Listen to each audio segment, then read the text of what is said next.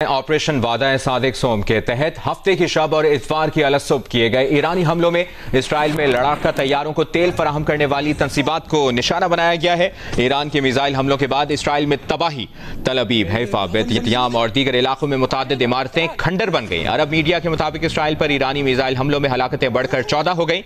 Israel पर ताज़ा हमलों में 200 से ज्यादा अफराद जख्मी भी हुए। इसराइली फौज का कहना है कि यमन और ईरान की जानिब से मिसाइल हमले किए गए हैं। ईरानी न्यूज एजेंसी का कहना है कि इसराइल पर सुपरसोनिक मिसाइल भी दागे गए। इन सुपरसोनिक मिसाइल पर 60 टन बारूदी मवाद लदा हुआ था। इसराइली हुकूमत का कहना है कि ईरान ने जुमे से अब तक इसराइल पर 200 से ज्यादा मिसाइल दागे हैं। इसराइली मीडिया के मुताबिक तल अबीब में फौजी हेडक्वार्टर का इलाका गोश्तहन ईरानी मिसाइल के निशाने पर था। इनकलाबी गार्ड्स का कहना है कि ईरान ने इसराइली जंगी तैयारों के ईंधन की पैदावार को निशाना बनाया है। ड्रोन्स और मिसाइलों से इसराइली तवानाई सिस्टम को भी निशाना बनाया गया है।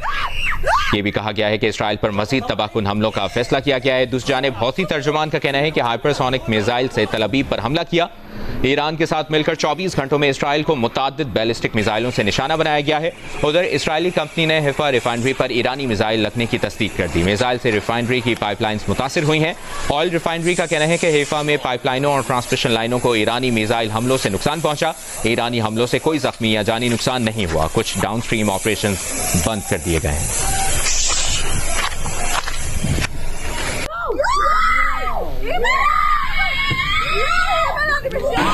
ईरानी सदर मसूद पेज़ेश्कियान ने कहा है कि इसराइल के हमले जारी रहे तो जवाबी कार्रवाई इंतहाई ताकतवर और फैसलाकुन होगी। ईरानी फौज ने अब तक दुश्मन को भरपूर और बहुत मुनासिब जवाबी रद्द-ए-अमल दिया है।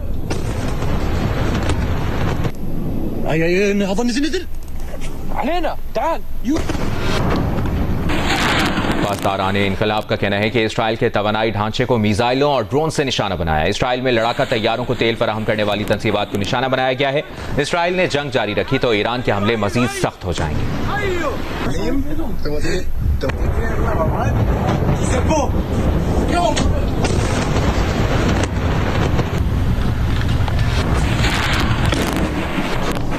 इसराइली फौज के तर्जुमान ने कहा है कि तेहरान में वसी पैमाने पर हमले किए हैं। 50 जहाजों के जरिए 170 ईरानी मिलिट्री अहदाफ को निशाना बनाया गया है।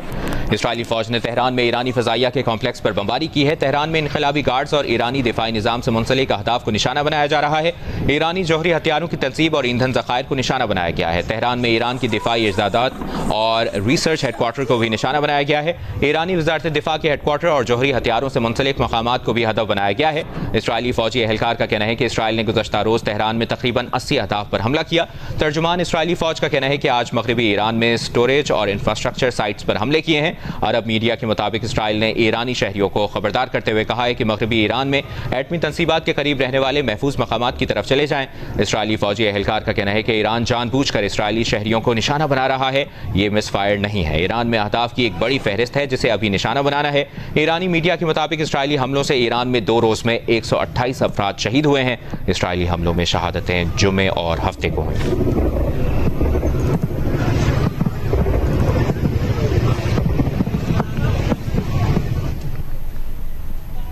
इसराइली फौज ने कहा है कि ईरान ने इसराइल पर मिसाइल दागे हैं। तल अबीब में मिसाइल हमले के खतरे के सायरन बजने लगे। मकबूजा बैतुल मक़दस में भी खतरे के सायरन बज रहे हैं। इसराइली फौज की शहरियों को शेल्टर्स में जाने की हिदायत की गई। ईरानी मीडिया का कहना है कि ईरान से दागे गए बैलिस्टिक मिसाइलों से शिमाली इसराइल को निशाना बनाया गया।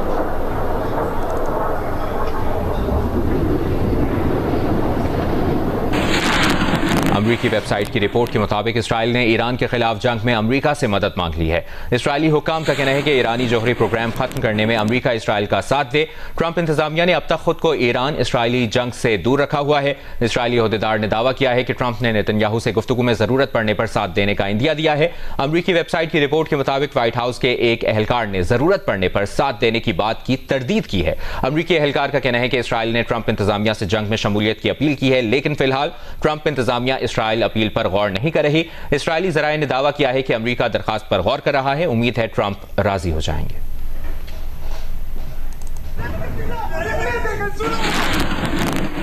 अमरीकी सदर डोनाल्ड ट्रंप ने कहा है कि गुज़श्ता रात ईरान पर हमले से अमरीका का कोई ताल्लुक नहीं था। हम पर ईरान की तरफ से कोई भी हमला हुआ तो अमरीकी फौज पूरी ताकत से जवाब देगी। ट्रंप ने कहा कि अमरीकी फौज ऐसा जवाब देगी जो पहले कभी नहीं देखा गया होगा। अमरीकी सदर ने कहा वो ईरान और इसराइल में आसानी से डील करा सकते हैं, तनाज़ा खत्म करा सकते हैं।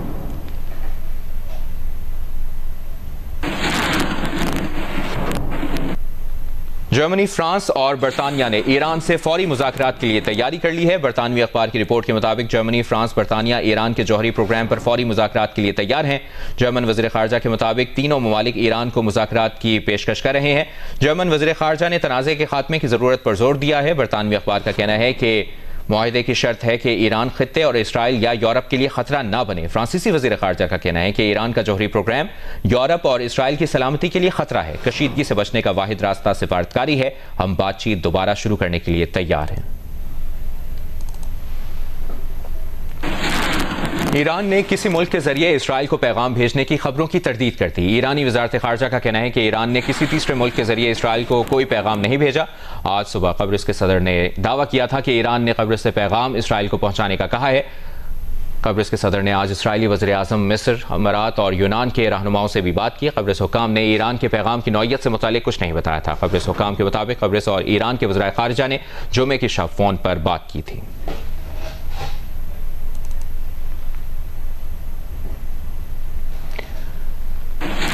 OIC के सेक्रेटरी जनरल हुसैन इब्राहिम ताहा ने ईरानी वज़ीर ख़ारजा से टेलीफोनिक राबता किया है। हुसैन इब्राहिम ताहा और अब्बास इराक़ची ने ईरान पर इसराइली फ़ौजी हमलों पर बातचीत की।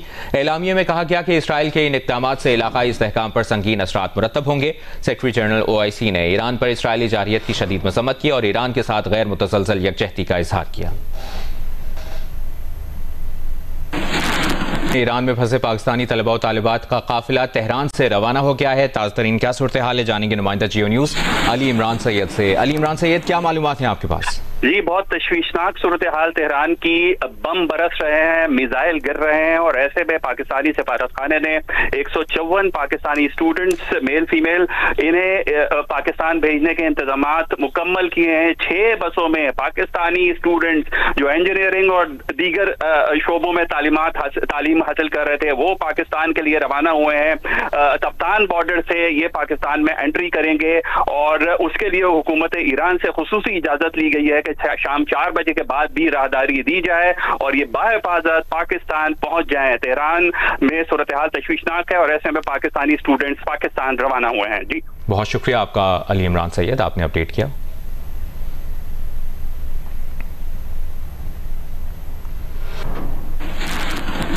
ईरान में पाकिस्तान के सफ़ीर मुदस्सिर टीपू का कहना है कि वो सरकारी मुलाकातों के लिए पाकिस्तान में है। ईरान में पाकिस्तानी सफारतखाना, नायब वज़ीर आज़म और वज़ीर ख़ारजा इसहाक डार की हिदायत के मुताबिक वज़ारत ख़ारजा के साथ पाकिस्तानियों को हर मुमकिन सहूलत फराहम करने के लिए काम कर रहा है।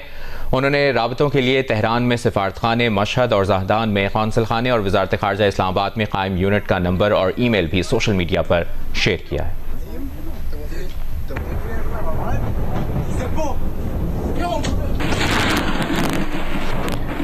बगदाद में पाकिस्तानी सफारतखाने ने पाकिस्तानी शहरियों के लिए एडवाइजरी जारी कर दी है। एडवाइजरी में कहा गया है कि मौजूदा सिक्योरिटी सूरत हाल के पेश नज़र इराक में पाकिस्तानी शहरी मोहतात रहें। पाकिस्तानी शहरी गैर ज़रूरी सफ़र और नकलो हरकत से गुरेज करें। किसी भी हंगामी सूरत हाल में पाकिस्तानी शहरी सफारतखाने से रब्ता करें।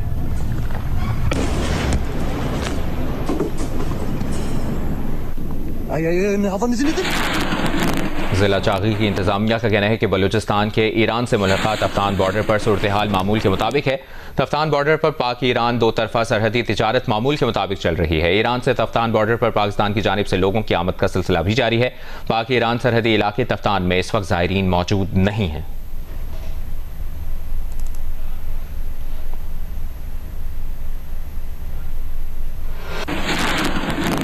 ईरान से मुत्तसिल पंचकोट के दोनों क्रॉसिंग पॉइंट्स गैर मुअय्यना मुद्दत के लिए बंद कर दिए गए हैं।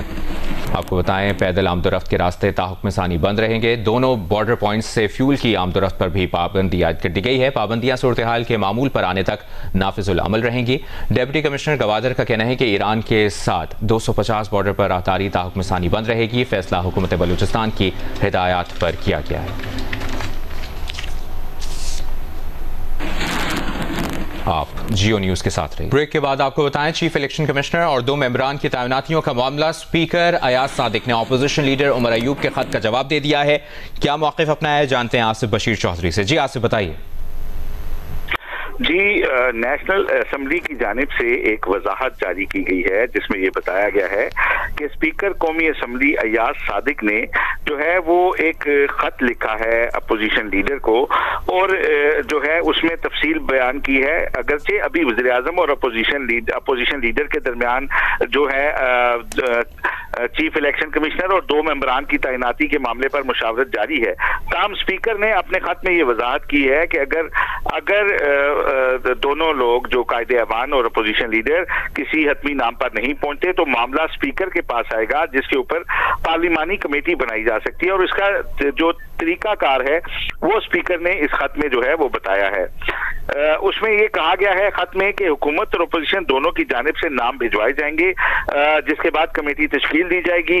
और ताहम इससे पहले वज़ीर आज़म और अपोजिशन लीडर के दरमियान जो मीनिंगफुल कंसल्टेशन है वो होगी, और अगर उसमें किसी नतीजे पर ना पहुंचे तो उसके बाद पार्लिमानी कमेटी की तश्कील जो है वो होगी। तर्जुमान कौमी असेंबली ने बताया कि अपोजिशन लीडर ने जो है वो पार्लिमानी कमेटी की तश्कील का मुतालबा किया था, ताहम अभी जो मीनिंगफुल कंसल्टेशन का अमल है वो मुकम्मल नहीं हुआ। जब वो मुकम्मल हो जाएगा तो अगर वो किसी नतीजे पर नहीं पहुंचते तो उसके बाद ही नोटिफिकेशन जारी किया जाएगा कमेटी का, और उससे कबल भी हुकूमत और अपोजिशन से जो अरकान के नाम है वो भिजवाए जाएंगे। बहुत शुक्रिया आपका आसिफ बशीर चौधरी, आपने अपडेट किया।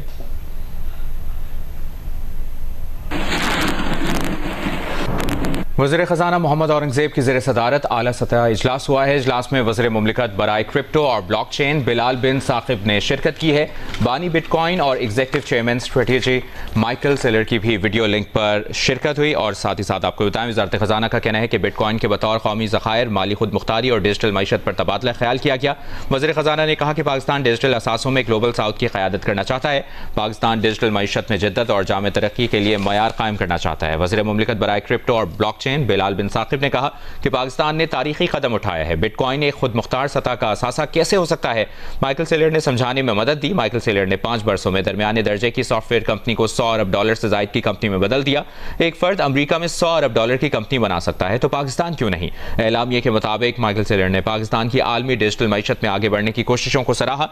माइकल सेलर ने जारी मंसूबों में मुशावरत और ताउन की भी पेशकश की। माइकल सेलर ने कहा कि पाकिस्तान के पास टैलेंट, विजन और आलमी कारोबार की सलाहियत मौजूद है। बिटकॉइन एक कौम की तवील मुद्दती मालियाती मजबूती के लिए सबसे ताकतवर असासा है।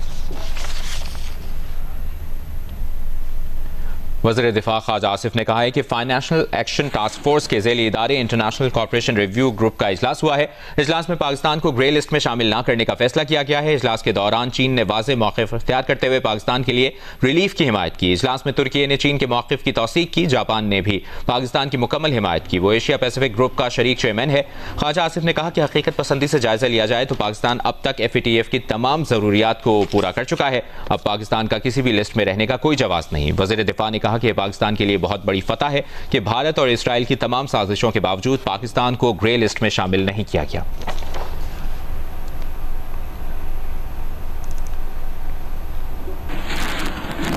आलमी एटमी तवानाई एजेंसी के साबिक DG मोहम्मद अल बरादई का कहना है कि 1981 में इसराइल की जानिब से इराक के ओसेरक रिसर्च रिएक्टर पर हमले के बाद अक़वाम मुत्तहिदा की सलामती काउंसिल में करारदाद मंजूर की गई, जिसमें इसराइली हमले की मजम्मत करते हुए इसे UN चार्टर की वाज़ेह खिलाफ वर्जी करार दिया था। सोशल मीडिया पर जर्मन वज़ीर ख़ारजा के एक तरफा बयान के जवाब में अल बरादई ने बताया कि तस्लीम किया गया कि इराक जौहरी हथियारों के अदम फैलाव के मुआहदे का एक फरीक था और IAEA ने तनसीब का मुआयना भी किया था। करारदाद में इसराइल से मुतालबा किया गया था कि वो मुस्तकबिल में ऐसी कार्रवाइयों या जारियत की धमकियों से बाज रहे।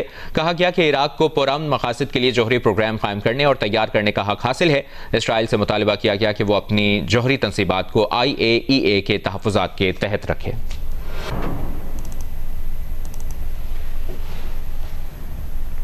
अमरीकी सदर डोनाल्ड ट्रंप ने कहा है कि ईरान इसराइल को मुआहिदा करना चाहिए। ईरान और इसराइल के दरमियान हम जल्द अमन कराएंगे। ईरान और इसराइल के दरमियान जल्द अमन होगा। बहुत सारी मुलाकातें, फ़ोन कॉल्स हो रही हैं। ये अहम खबर जिससे आपको आगाह कर रहे हैं अमरीकी सदर डोनाल्ड ट्रंप का ये ताज़ा तरीन बयान। उन्होंने कहा है कि ईरान और इसराइल मुआहिदा करेंगे, वैसे ही मुआहिदा होगा जैसे मैंने भारत और पाकिस्तान के दरमियान कराया। पाकिस्तान भारत मुआहिदे में अमरीका के साथ तिजारत की दलील इस्तेमाल की। बातचीत में दलील इत्तेहाद और होशमंदी को इस्तेमाल इस्तेमाल किया। सदर ट्रंप ने यह भी कहा कि मैंने 2 बेहतरीन रहनुमाओं से बात की जो फौरी फैसला कर सकते थे और सब कुछ रुक गया। अमेरिकी सदर डोनाल्ड ट्रंप ने कहा है ईरान इसराइल को मुआहदा करना चाहिए, ईरान और इसराइल के दरमियान हम जल्द अमन कराएंगे। और उन्होंने एक बार फिर दोहराया कि उन्होंने भारत और पाकिस्तान के दरमियान मुआहदा कराया और यह मुआहदा भी वैसा ही होगा जैसे पाकिस्तान भारत के दरमियान मुआहदा हुआ। पाकिस्तान भारत मुआहदे में अमेरिका के साथ तिजारत की दलील इस्तेमाल की, बातचीत में दलील, इत्तेहाद और होशमंदी को इस्तेमाल किया। उन्होंने 2 बेहतरीन रहनुमाओं से बात की जो फौरी फैसला कर सकते थे और सब कुछ रुक गया।